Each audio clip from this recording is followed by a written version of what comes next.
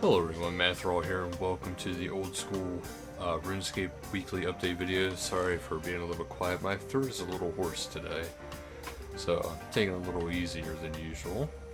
However, this week we have the Dark Graceful and other changes, and you'll take notice they moved the update date to today, and I don't know if this is going to be permanent, but it might be Wednesdays from now on. But first up, Dark Graceful. It says, in what is surely the most monumental change of the poll, they made the Dark Graceful set even darker. Now it's perfect for blending into the shadows as you skitter across Gilnor's rooftops. The Ceradomin Halo. In another chromatic twist, the colors of Ceradomin's halo obtained from Castle Wars has been changed to match the god's blue color scheme. The gem bag, the empty option on the gem bag, has been replaced with an option that will allow you to transfer all your gems to your inventory at once, starting with sapphires. And composted snapgrass.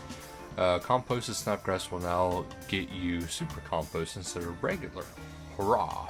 Because it is fairly used in a lot of potions. While we are adding this to the update, you'll notice certain herbs, when clean, will decompose into super compost, but will turn into regular compost if left grimy. Following today's update, both clean and grimy versions of the following herbs will yield super compost: toadflax, avento, quorm, snapdragon, catadentine, and lantodime, dwarfweed, and torstal. In other news, bone meal will now be named differently depending on the type of bone it is made from. The daily teleport limit has been removed from the achievement diary cape. The use and empty options on bone meal have been switched around. Players can now correctly obtain the more than one bounty hunter hat without resorting to any hat dropping shenanigans. The beacon ring can now be purchased from Purdue at 6k after completion of what lies below. The travel option for some NPCs in Relica will now list the relevant destinations instead. Cerberus will now be acceptable sacrifice for the elite clue scroll that calls for killing Hellhound.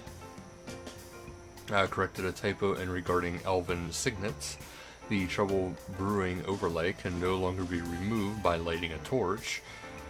Some useful messages regarding shield crafting have been unfiltered. The chair blocking a range and preventiveness has been moved out of the way. The damaged by fog hit splats in the last man standing now show the correct health bar. Turiel's Slayer task completion messages will now suggest that you try a higher level task to get reward points instead of just telling you that you didn't earn any.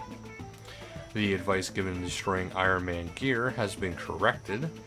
Non-members can now speak to the emblem trader in Edgeville to find out how many points they have available to spend.